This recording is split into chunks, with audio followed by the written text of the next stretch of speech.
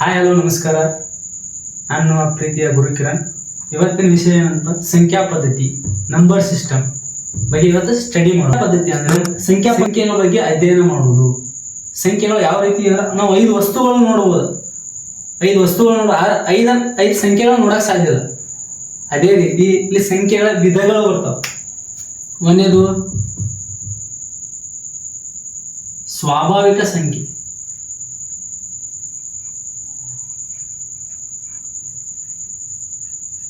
ಸ್ವಾಭಾವಿಕ ಸಂಖ್ಯೆಗಳು, nothing but of natural numbers.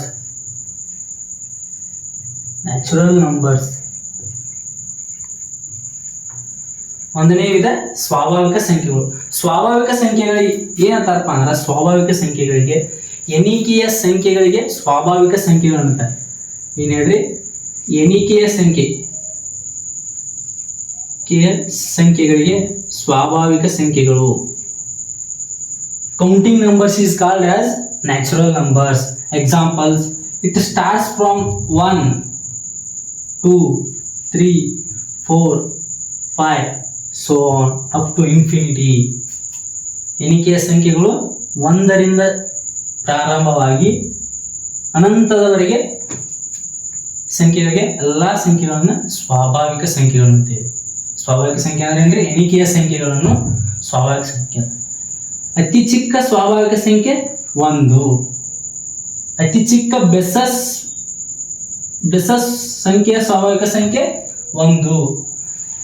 ಅತಿ ಚಿಕ್ಕ ಸಮ ಸ್ವಾಭಾವಿಕ ಸಂಖ್ಯೆ 2. ಇವು ಕ್ವಶನ್ ಮಾಡ್ತಾರೆ. ಅತಿ ಚಿಕ್ಕ ಸ್ವಾಭಾವಿಕ ಸಂಖ್ಯೆ, ಅತಿ ಚಿಕ್ಕ ಸಮ ಸ್ವಾಭಾವಿಕ ಸಂಖ್ಯೆ 2. ಇದು ಸ್ವಾಭಾವಿಕ ಸಂಖ್ಯೆ. ಸ್ವಾಭಾವಿಕ ಸಂಖ್ಯೆಗಳ ನೆಕ್ಸ್ಟ್ ಇದ್ರಲ್ಲಿ ಯಾವ ರೀತಿ ಕ್ವಶನ್ ಮಾಡ್ತಾರಪ್ಪ ಅಂದ್ರೆ, ನಿಮ್ಗೆ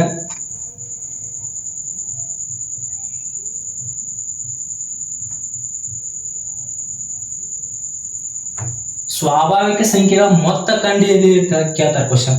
ಸ್ವಾಭಾವಿಕ ಸಂಖ್ಯೆಗಳ ಮೊತ್ತ ಕಂಡುಹಿಡಿದು ಈ ರೀತಿ ಕೇಳಿದ್ರೆ ನೀವು ಈಜಿಯಾಗಿ ಏನ್ ಮಾಡ್ತೀರಿ? 1 + 2 3 3 3 6 6 4 10 10 1 5 15. ಅದೇ ಈ ರೀತಿ ಕೇಳ ಎರಡನೇ ಕ್ವಶನ್ 1 + 2 + 3 so on +10. ಈ ಕ್ವಶನ್ ಹೇಗೆ? ಮೊದಲ 10 ಸ್ವಾಭಾವಿಕ ಸಂಖ್ಯೆಗಳ ಮೊತ್ತ ಕಂಡುಹಿಡಿದ ಮೊತ್ತ ಪ್ಲಸ್ ಮೊದಲ 10 ಸ್ವಾಭಾವಿಕ ಸಂಖ್ಯೆಗಳ ಮೊತ್ತ ಕಂಡುಹಿಡಿದರೆ ಈ ರೀತಿ ಬಂದಾಗ ಒಂದು ಫಾರ್ಮುಲಾ ಇದೆ,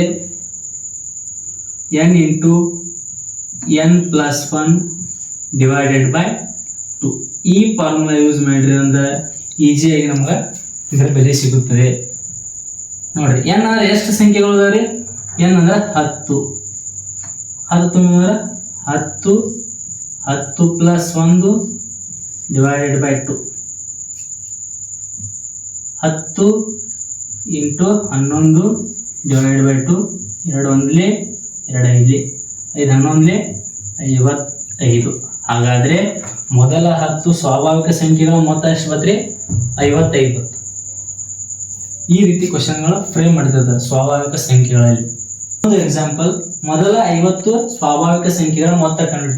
ಇಲ್ಲಿ ಮೊದಲ 50 ಸ್ವಾಭಾವಿಕ ಸಂಖ್ಯೆ ಅಂದ್ರೆ 1 2 3 so on up to 50 ತನಕ ಸ್ವಾಭಾವಿಕ ಸಂಖ್ಯೆ ಬರ್ಕೊಂಡು ಕೂಡಿಸೋದು ಲೆಂತಿ ಪ್ರೊಸೆಸ್ ಆಗೈತಿ. ಅದೇ ರೀತಿ ಒಂದು ಫಾರ್ಮುಲಾ ಹೇಳಿದ್ಲೆ, n × n + 1 / 2. ಈ ಫಾರ್ಮುಲಾ ಯೂಸ್ ಮಾಡಿದ್ರೆ ನಮ್ಗೆ ಮೊದಲ 50 ಸ್ವಾಭಾವಿಕ ಸಂಖ್ಯೆಗಳ ಮೊತ್ತ ಸಿಗಿ. ಇಲ್ಲಿ n ಅಂದ್ರೆ ಏನ್ ತಗೋಬೇಕಂದ್ರೆ 50 ತಗೋಬೇಕು. n ಅಂದ್ರೆ 50. ಈ ಫಾರ್ಮುಲಾ ತಂದ್ರೆ 50 50 + 1 51 / 2.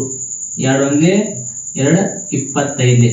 25 × 51 ಮಲ್ಟಿಪ್ಲೈ ಮಾಡಿದ್ರೆ 25 1 25. 2 ಕ್ಯಾರಿ 25 5 125. 125 2 ಕೂಡಿಸಿದ್ರೆ 127. ಹಾಗಾದ್ರೆ ಮೊದಲ 50 ಸ್ವಾಭಾವಿಕ ಸಂಖ್ಯೆಗಳ ಮೊತ್ತ ಎಷ್ಟತ್ರಿ? 1275. ಇದೇ ರೀತಿ ಮೊದಲ 40 ಸ್ವಾಭಾವಿಕ ಸಂಖ್ಯೆಗಳ ಮೊತ್ತಗಳನ್ನು ಕಂಡುಹಿಡಿದ ಕಮೆಂಟ್ ಮೂಲಕ ನಿಮ್ಮ ಉತ್ತರಗಳನ್ನು ತಿಳಿಸಿ.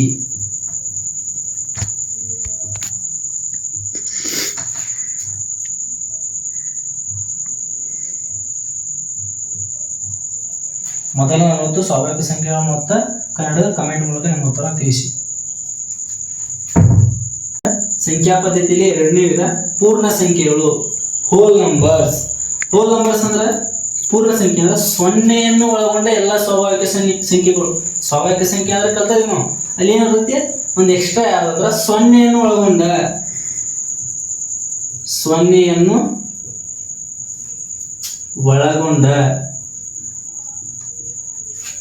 ಎಲ್ಲ ಸ್ವಾಭಾವಿಕ ಸಂಖ್ಯೆಗಳು.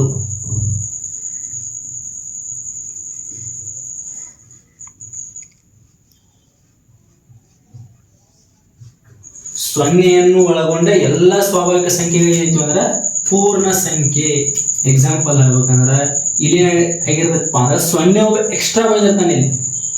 0, 1, 2, 3 ಅಪ್ ಅನಂತದವರೆಗೆ ಇನ್ಫಿನಿಟಿ ತಕ ಎಲ್ಲ ಸಂಖ್ಯೆಗಳಿಗೆ ಏನಿತ್ತು ಅಂದ್ರೆ ಪೂರ್ಣ ಸಂಖ್ಯೆ.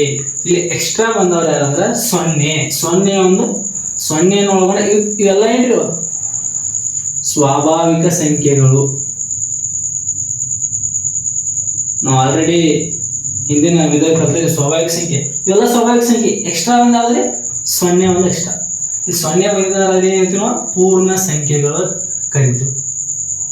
ಅದೇ ರೀತಿ ಪೂರ್ಣ ಸಂಖ್ಯೆಯನ್ನು ಅದರಿಂದ ಸೂಚಿಸ್ತೀವಿ ಅಂದ್ರೆ it can denoted by capital W ಸಂಕೇತದಿಂದ ಏನ್ ಗುರುತಿಸ್ತೀವಿ ಅಂದ್ರೆ ಪೂರ್ಣ ಸಂಖ್ಯೆಗಳನ್ನ ಗುರುತಿಸ್ತೀವಿ. ಅತಿ ಚಿಕ್ಕ ಪೂರ್ಣ ಸಂಖ್ಯೆ ಯಾವ್ದು ಕೇಳ್ತಾರೆ? ಅತಿ ಚಿಕ್ಕ ಪೂರ್ಣ ಸಂಖ್ಯೆ ಯಾವ್ದಪ್ಪ ಅಂದ್ರೆ 0. ಅತಿ ಚಿಕ್ಕ ಪೂರ್ಣ ಸಂಖ್ಯೆ ಯಾವ್ದಾಗಿರುತ್ತೆ ಅಂದ್ರೆ 0 ಆಗಿರುತ್ತೆ. ಚಿಕ್ಕ ಪೂರ್ಣ ಸಂಖ್ಯೆ. ಅದೇ ರೀತಿ ಮೂರನೇ ವಿಧ ಪೂರ್ಣಾಂಕಗಳು, ಇಂಟೀಜರ್ಸ್. ಪೂರ್ಣಾಂಕಗಳು ಅಂದ್ರ ಇಲ್ಲಿ ಧನ ಸಂಖ್ಯೆಗಳು, 0 ಮತ್ತು ಋಣ ಸಂಖ್ಯೆಗಳು ಒಳಗೊಂಡ ಎಲ್ಲ ಗಣಕ್ಕೆ. ಅದೇ ರೀತಿ ಮೂರನೇ ವಿಧ ಪೂರ್ಣಾಂಕಗಳು, ಇಂಟೀಜರ್ಸ್. ಪೂರ್ಣಾಂಕಗಳು ಅಂದ್ರ ಇಲ್ಲಿ ಧನ ಸಂಖ್ಯೆಗಳು, 0 ಮತ್ತು ಋಣ ಸಂಖ್ಯೆಗಳು ಒಳಗೊಂಡ ಎಲ್ಲ ಗಣಕ್ಕೆ ಏನಿತ್ತು ಅಂದ್ರ ಪೂರ್ಣಾಂಕಗಳು ಇತ್ತು. ಹೇಳ್ರಿ, ಧನ ಸಂಖ್ಯೆಗಳು 0ಯನ್ನು, ಋಣ ಸಂಖ್ಯೆಗಳು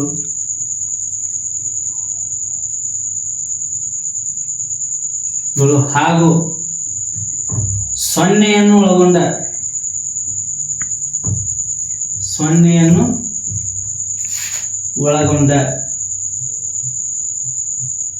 ಗಣಕ್ಕೆ ಏನಾಯ್ತು ಅಂದ್ರ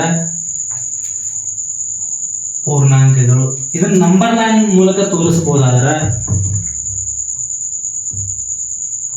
ನಂಬರ್ ಲೈನ್ ಸಂಖ್ಯಾ ರೇಖೆಯ ಮೂಲಕ ರಿಪ್ರೆಸೆಂಟೇಷನ್ ಮಾಡೋದಾದ್ರೆ ನಟ್ ನಡವರ 0 ಬಲಗಡೆ ಹೋದಂತೆಲ್ಲ ಧನಾತ್ಮಕ ಸಂಖ್ಯೆಗಳು ಇರ್ತಾವ.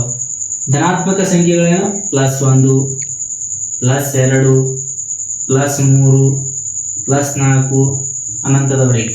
ಅದೇ ರೀತಿ ಎಡಗಡೆ ಬಂದಂಗೆಲ್ಲ ಏನಾಗುತ್ತಂದ್ರೆ ಋಣಾತ್ಮಕ ಸಂಖ್ಯೆಗಳು ಇರ್ತಾವೆ. Negative numbers are there. -1, -2, -3 so on up to infinity. ಈ ಎಲ್ಲಾ ಗಣಗಳಿಗೆ ಏನಂತೀವಿ ಅಂದ್ರೆ ಪೂರ್ಣಾಂಕಗಳು.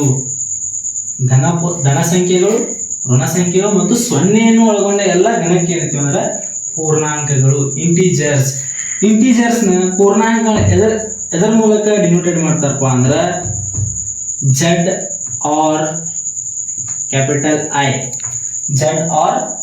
I ಮೂಲಕ ಪೂರ್ಣಾಂಕಗಳನ್ನ ಇಂಡಿಕೇಟ್ ಮಾಡ್ತಾರೋ, ಡಿನೋಟೆಡ್ ಮಾಡ್ತಾರೋ. ಅದೇ ರೀತಿ ಎರಡು ಧನ ಪೂರ್ಣಾಂಕಗಳು ಯಾವಾಗಲೂ ಏನಿರ್ತಾವ ಧನ ಸಂಖ್ಯೆನ ಆಗಿರ್ತಾವ. ಎರಡು ಧನ ಪೂರ್ಣಾಂಕಗಳು +3, +3, +6 ಎರಡು ಧನ ಪೂರ್ಣಾಂಕಗಳ ಮೊತ್ತವು ಯಾವಾಗಲೂ ಏನಿರ್ತದೆ ಧನ ಪೂರ್ಣಾಂಕನ ಆಗಿರ್ತೈತಿ. ಅದೇ ರೀತಿ ಎರಡು ಋಣ ಪೂರ್ಣಾಂಕಗಳ ಮೊತ್ತವು ಯಾವಾಗಲೂ ಇರುತ್ತೆ ಋಣ ಪೂರ್ಣಾಂಕ ಇರುತ್ತೆ. -3 we get -6. ಎರಡು ಧನ ಪೂರ್ಣಾಂಕಗಳ ಮೊತ್ತವು ಯಾವಾಗಲೂ ಧನ ಆಗಿರುತ್ತೆ, ಎರಡು ಋಣ ಪೂರ್ಣಾಂಕಗಳ ಮೊತ್ತವು ಋಣ ಆಗಿರ್ತದೆ. ಅದೇ ರೀತಿ ಒಂದು ಧನ ಪೂರ್ಣಾಂಕವು ಇನ್ನೊಂದು ಋಣ ಪೂರ್ಣಾಂಕಗಳ ಮೊತ್ತವು ಯಾವ ಸಂಖ್ಯೆ ದೊಡ್ಡದಿರೋದಿಲ್ಲ ಆ ಸಂಖ್ಯೆಯ ಮೊತ್ತ ಹೆಚ್ಚಾಗಿರ್ತೈತಿ. ಹಂಗಂದ್ರ +4 -3. ಅದೇ ರೀತಿ ನೋಡಿ ಇಲ್ಲಿ +4 -3 ಇಲ್ಲಿ ದೊಡ್ಡ ಸಂಖ್ಯೆ ಯಾವ್ದ್ರಿ 4. 4ರ 3 ಕಳೆದ್ರೆ ಎಷ್ಟು ಬರುತ್ತ್ರಿ? ಎಷ್ಟು ಬರುತ್ತೆ? 1 ಬರುತ್ತೆ. ದೊಡ್ಡ ಸಂಖ್ಯೆ ಚಿಹ್ನೆ +1. ಅದೇ ರೀತಿ ಒಂದು ಪೂರ್ಣಾಂಕ ಋಣ, ಒಂದು ಪೂರ್ಣಾಂಕ ಧನ ಮತ್ತು ಒಂದು ಪೂರ್ಣಾಂಕ ಋಣ ಆಗಿದ್ದರೆ ಅದರಲ್ಲಿ ದೊಡ್ಡ ಸಂಖ್ಯೆ ಋಣವಾಗಿದ್ದರೆ ಅದು ಋಣ ಪೂರ್ಣಾಂಕವಾಗಿರುತ್ತದೆ. ಇಲ್ಲಿ ಎಕ್ಸಾಂಪಲ್ 5 + -7 ಎರಡು ಒಂದು ಧನ ಪೂರ್ಣಾಂಕ, ಒಂದು ಋಣ ಪೂರ್ಣಾಂಕ. ಋಣ ಪೂರ್ಣಾಂಕವು ದೊಡ್ಡದಾಗಿದ್ದರೆ, ಧನ ಪೂರ್ಣಾಂಕವು ದೊಡ್ಡದಾಗಿದ್ದರೆ ಋಣ ಪೂರ್ಣಾಂಕವು ಬರುತ್ತದೆ. ನೋಡ್ರಿ +5 -7 ಮಾಡಿದ್ರೆ ಏನ್ ಬರ್ತೈತಿ? -2. ಇದು ಋಣ ಪೂರ್ಣಾಂಕ. ನೋಡ್ರಿ ಎರಡು ಧನ ಪೂರ್ಣಾಂಕಗಳ ಮೊತ್ತವು ಧನ ಪೂರ್ಣಾಂಕವಾಗಿರುತ್ತೆ, ಎರಡು ಋಣ ಪೂರ್ಣಾಂಕಗಳ ಮೊತ್ತವು ಋಣ ಪೂರ್ಣಾಂಕವಾಗಿರುತ್ತೆ. ಒಂದು ಧನ ಮತ್ತು ಒಂದು ಋಣ ಪೂರ್ಣಾಂಕಗಳಲ್ಲಿ ಧನ ಪೂರ್ಣಾಂಕವು ದೊಡ್ಡದಾಗಿದ್ದರೆ ಧನ ಪೂರ್ಣಾಂಕಗಳು ಬರುತ್ತವೆ. ಒಂದು ಧನ ಮತ್ತು ಒಂದು ಋಣ ಪೂರ್ಣಾಂಕಗಳಲ್ಲಿ ಋಣ ಪೂರ್ಣಾಂಕವು ದೊಡ್ಡದಾಗಿದ್ದರೆ ಋಣ ಪೂರ್ಣಾಂಕಗಳು ಬರುತ್ತವೆ. ಈ ರೀತಿ ಇದು ಪೂರ್ಣಾಂಕಗಳು, ಇಂಟಿಜರ್ಸ್ ಬಗ್ಗೆ. ಅದೇ ರೀತಿ 4ನೇ ವಿಧ ಬೆಸ ಸಂಖ್ಯೆಗಳು, ಆಡ್ ನಂಬರ್ಸ್. ಆಡ್ ನಂಬರ್ಸ್ ಅಂದ್ರೆ ಬೆಸ ಸಂಖ್ಯೆಗಳು 2ರಿಂದ ಪೂರ್ಣವಾಗಿ ಭಾಗ ಹೋದ ಸಂಖ್ಯೆಗಳಿಗೆಲ್ಲ ಏನಿತ್ತು ಅಂದ್ರೆ ಬೆಸ ಸಂಖ್ಯೆಗಳು ಇತ್ತು. 2ರಿಂದ ಪೂರ್ಣವಾಗಿ ಭಾಗ ಹೋಗದೇ ಇರುತ್ತೆ, 2ರಿಂದ ಪೂರ್ಣವಾಗಿ ಭಾಗವಾಗದೇ ಇರುವ ಸಂಖ್ಯೆಗಳಿಗೆ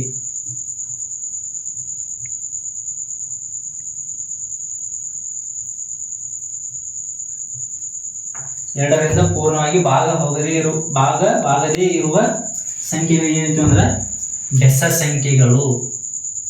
ಅಂದ್ರೆ ಎಕ್ಸಾಂಪಲ್ 1, 3, 5, 7 ಅನಂತದವರೆಗೆ ನೀವು ಬೆಸ ಸಂಖ್ಯೆಗಳನ್ನ ಬರೆಯುವುದು. ಅದೇ ರೀತಿ ಒಂದು ಕ್ವಶನ್ ಕೇಳ್ತಾನೆ ನಿಮ್ಗೆ, ಯಾವ ರೀತಿಪ್ಪ ಅಂದ್ರೆ ಮೊದಲ 10 ಬೆಸ ಸಂಖ್ಯೆಗಳ ಮೊತ್ತ ಕಂಡು ಹಿಡಿಯಿರಿ.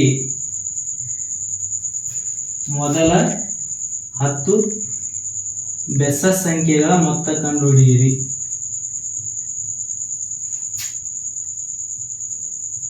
ಮೊದಲ 10 ಬೆಸ ಸಂಖ್ಯೆ.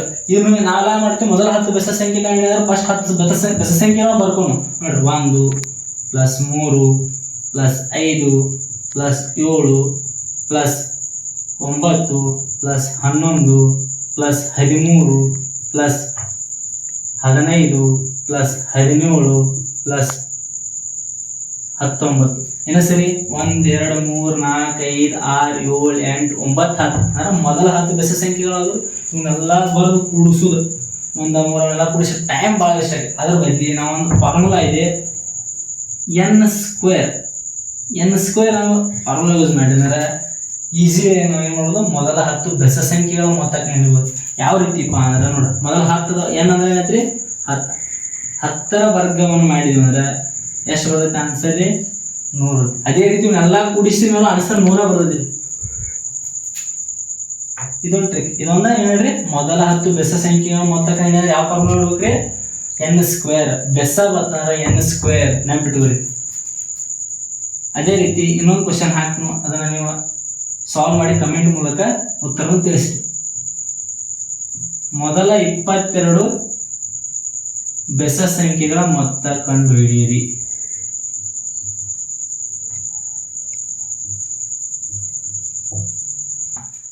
ಐದನೇ ವಿಧ ಸಮ ಸಂಖ್ಯೆಗಳು, ಇವನ್ ನಂಬರ್ಸ್. ಇವನ್ ನಂಬರ್ಸ್ 2ರಿಂದ ಪೂರ್ಣವಾಗಿ ಭಾಗವಾಗುವಂತ ಎಲ್ಲಾ ಸಂಖ್ಯೆಗಳು ಏನಿತ್ತು ಅಂದ್ರೆ ಸಮ ಸಂಖ್ಯೆಗಳು ಇತ್ತು. 2ರಿಂದ ಪೂರ್ಣವಾಗಿ ಅಂದ್ರೆ ಶೇಷ 0 ಬರ್ಬೇಕು. ಪೂರ್ಣವಾಗಿ ಅಂದ್ರೆ ಶೇಷ 0 ಬರ್ಬೇಕು. 2ರಿಂದ ಪೂರ್ಣವಾಗಿ ಭಾಗ ಹೋಗುವ ಎಲ್ಲಾ ಸಂಖ್ಯೆಗಳು.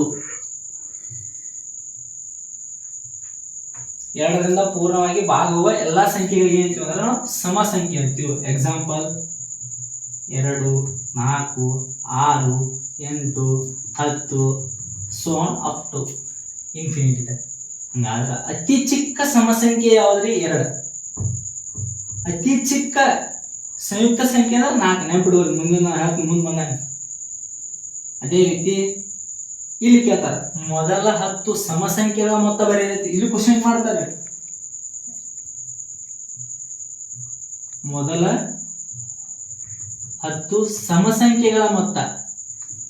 ಆಗ ನಾವು ಹಿಂದಿನ ವಿಧಗಳಲ್ಲಿ ಆರ್ಡ್ ನಂಬರ್ ನೋಡಿ ಮೊದಲ ಬೆಸ ಸಂಖ್ಯೆಗಳ ಮೊತ್ತ ಕಂಡಿದ್ವಿ. ಇಲ್ಲಿ ಮೊದಲ 10 ಸಮಸಂಖ್ಯೆಗಳ ಮೊತ್ತ.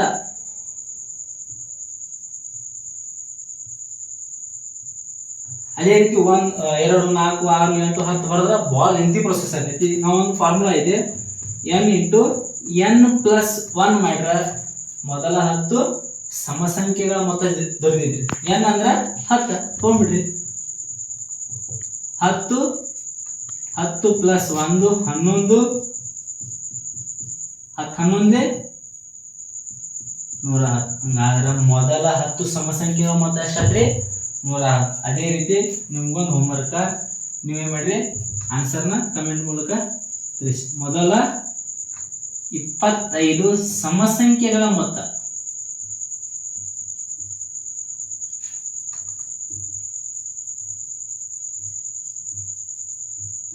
ಮತ್ತೊಂದು ಕಂಡು ನಿಮ್ಮ ಉತ್ತರವನ್ನು ಕಮೆಂಟ್ ಮೂಲಕ ತಿಳಿಸಿ. ಅವಿಭಾಜ್ಯ ಸಂಖ್ಯೆಗಳು, ಪ್ರೈಮ್ ನಂಬರ್ಸ್. ಅವಿಭಾಜ್ಯ ಸಂಖ್ಯೆ ಅಂದ್ರೆ ಯಾವ ಸಂಖ್ಯೆಗಳು ಒಂದು ಮತ್ತು ಅದೇ ಸಂಖ್ಯೆಗಳಿಂದ ಭಾಗ ಹೋಗುತ್ತವೆ ಅಂತ ಸಂಖ್ಯೆ ಏನಂತೀವಿ ಅಂದ್ರೆ ಅವಿಭಾಜ್ಯ ಸಂಖ್ಯೆಗಳು ಇರ್ತೀವಿ. ಅಂದ್ರೆ ಒಂದು ಸಂಖ್ಯೆ ಇರುತ್ತೆ, ಅದರ ಎದರಲ್ಲೇ ಭಾಗ ಹೋಗ್ಬೇಕು ಅಂದ್ರೆ ಒಂದರಲ್ಲೇ ಹೋಗ್ಬೇಕು, ಬಿಟ್ರೆ ತನ್ನಂತ ತಾವ ಹೋಗ್ಬೇಕು ಅಂತ ಸಂಖ್ಯೆಗಳಿಗೆ ಏನಂತೀವಿ ನಾವು ಅವಿಭಾಜ್ಯ ಸಂಖ್ಯೆಗಳು. ಅಥವಾ ಇಲ್ಲೇನದ ಅವಿಭಾಜ್ಯ ಸಂಖ್ಯೆಗಳ ಅಪವರ್ತನ ಯಾವಾಗಲೂ ಎರಡ ಸಂಖ್ಯೆ ಇರುತ್ತೆ, ಒಂದಾಗಿರುತ್ತೆ ಬಿಟ್ರೆ ತನ್ನಂತ ಆಗಿರುತ್ತೆ, ಅದಕ್ಕೆ ಏನಂತೀವಿ ನಾವು ಅವಿಭಾಜ್ಯ ಸಂಖ್ಯೆಗಳು. ಕೇವಲ ಎರಡೇ ಅಪವರ್ತನ ಹೊಂದಿರುವ ಎಲ್ಲ ಸಂಖ್ಯೆಗಳಿಗೆ ಅಂತೀವಿ ಅಂದ್ರೆ ಅವಿಭಾಜ್ಯ ಸಂಖ್ಯೆಗಳು ಅಂತೀವಿ. ಅವಿಭಾಜ್ಯ ಸಂಖ್ಯೆ ಅಂದ್ರೆ ನೋಡ್ರಿ ಎಕ್ಸಾಂಪಲ್ 2 3 5 7 ಅಪ್ ನಾವು ಎಲ್ಲಿ ತಗ ಬರೋದ್ರಿಂದ 100ರವರೆಗೆ 1ರಿಂದ 100ರವರೆಗೆ ಬರುವಂತ ಎಲ್ಲಾ ಅವಿಭಾಜ್ಯ ಸಂಖ್ಯೆಗಳನ್ನ ಈಸಿಯಾಗಿ ಯಾವ ರೀತಿ ನೆನಪಿಟ್ಕೋಬಹುದು. ಪರೀಕ್ಷೆಯಲ್ಲಿ ಕೇಳ್ತಾರೆ ಅತಿ ಚಿಕ್ಕ ಅವಿಭಾಜ್ಯ ಸಂಖ್ಯೆ ಯಾವುದು ಅಂತ ಕೇಳ್ತಾರೆ 2. ಅತಿ ಚಿಕ್ಕ ಸಮಸಂಖ್ಯೆ ಅವಿಭಾಜ್ಯ ಸಂಖ್ಯೆ ಯಾವ್ದು ಕೇಳ್ತಾರೆ 2. ಸಮ ಅವಿಭಾಜ್ಯ ಸಂಖ್ಯೆ ಯಾವ್ದು ಕೇಳ್ತಾರೆ ಸಮ ಅವಿಭಾಜ್ಯ ಸಂಖ್ಯೆ 2 ಇದೆ. ಉಳಿಕಿದೆಲ್ಲ ಏನವ ಅಂದ್ರೆ ಬೆಸ ಅವಿಭಾಜ್ಯ ಸಂಖ್ಯೆಗಳು. ಸಮ ಯಾವ್ದಂದ್ರೆ 2 ಮಾತ್ರ ಸಮ ಅವಿಭಾಜ್ಯ ಸಂಖ್ಯೆ ಹೊಂದಿತಿ, ಉಳಿದೆಲ್ಲ ಸಂಖ್ಯೆಗಳೆಲ್ಲ ಏನಂದ್ರೆ ಬೆಸ ಅವಿಭಾಜ್ಯ ಸಂಖ್ಯೆಗಳಾಗ್ಯಾವ ನೋಡ್ರಿ. ಹಂಗಾದ್ರೆ ಯಾವ ರೀತಿ 1ರಿಂದ 100ರವರೆಗೆ ಎಲ್ಲಾ ಸಂಖ್ಯೆ ಯಾವ ರೀತಿ ನೆನಪಿಟ್ಕೋಬಹುದಪ್ಪ ಅಂದ್ರೆ ನೋಡ್ರಿ 2 3 5 7 11 13 17 19 ಈ ಫಸ್ಟ್ ರೋ ನೀವೆಲ್ಲರೂ ನೆನಪಿಟ್ಕೋಬೇಕು. 2 3 5 7 11 13 17 19. ನೆಕ್ಸ್ಟ್ ಬರುವಂತ ಅವಿಭಾಜ್ಯ ಸಂಖ್ಯೆ ನೋಡ್ರಿ 23 29 53 59 83 89. ನೋಡ್ರಿ ಈ ಬಾಕ್ಸ್ ಈ ರೀತಿ ಬರೋದು ನೆನಪಿದೆ 23 29 9 53 59 83 89. ಅದೇ ರೀತಿ ನೆಕ್ಸ್ಟ್ ಬರುವಂತ 31 37 61 67 31 37 61 67 97 ಇದು ಈಚೆಗೆ ಬರುತ್ತೆ ಈಚೆಗೆ 31 37 61 67 91 ಇಲ್ರಿ ಮತ್ತೆ 97. ನೆಕ್ಸ್ಟ್ ಅದೇ ರೀತಿ ಈ 3 41 43 47 41 43 47 71 73 79 ಇಲ್ಲಿ 77 ಆಗಲ್ಲ 77 ಮತ್ತೆ ಅದು ಸಂಯುಕ್ತ ಸಂಖ್ಯೆ ಆಗೈತಿ. 47 ಬದಲಿ ಏನು ಬರಬೇಕು 79 ಬರಬೇಕು. 41 43 47 71 73 79 ಇವೇನು ಹೇಳಿದ್ರೆ 1ರಿಂದ 100ರವರೆಗೆ ಎಷ್ಟು ಅವಿಭಾಜ್ಯ ಸಂಖ್ಯೆ ಅದಾವ ಅವನು ಕೇಳ್ತಾರ. 1ರಿಂದ 100ರವರೆಗೆ ಎಷ್ಟು ಅವಿಭಾಜ್ಯ ಸಂಖ್ಯೆ ಅದಾವಪ್ಪ ಅಂದ್ರೆ 25 ಅವಿಭಾಜ್ಯ ಸಂಖ್ಯೆಗಳು ಅದಾವ್ರಿ. ಅದೇ ರೀತಿ 1ರಿಂದ 50ರವರೆಗೆ ಎಷ್ಟು ಅವಿಭಾಜ್ಯ ಸಂಖ್ಯೆಗಳು ಅದಾವ್ರಿ ಅಂದ್ರ 15 ಅವಿಭಾಜ್ಯ ಸಂಖ್ಯೆಗಳು ಅದಾವ. ಇವನು ಕೇಳ್ತಾರೆ 1ರಿಂದ 100ರವರೆಗೆ 25 ಅವಿಭಾಜ್ಯ ಸಂಖ್ಯೆಗಳು, 1ರಿಂದ 50ರವರೆಗೆ 15 ಅವಿಭಾಜ್ಯ ಸಂಖ್ಯೆಗಳು, 1ರಿಂದ 100ರವರೆಗೆ ಬರುವಂತ ಅತಿ ದೊಡ್ಡ ಅವಿಭಾಜ್ಯ ಸಂಖ್ಯೆ ಯಾವಪ್ಪ ಅಂದ್ರ 97 ಅವಿಭಾಜ್ಯ ಸಂಖ್ಯೆ. ಅದೇ ರೀತಿ ಅತಿ ಚಿಕ್ಕ ಬೆಸ ಅವಿಭಾಜ್ಯ ಸಂಖ್ಯೆ ಯಾವದಪ್ಪ ಅಂದ್ರ 3. ಅತಿ ಚಿಕ್ಕ ಬೆಸ ಅವಿಭಾಜ್ಯ ಸಂಖ್ಯೆ ಯಾವದಪ್ಪ ಅಂದ್ರ 3.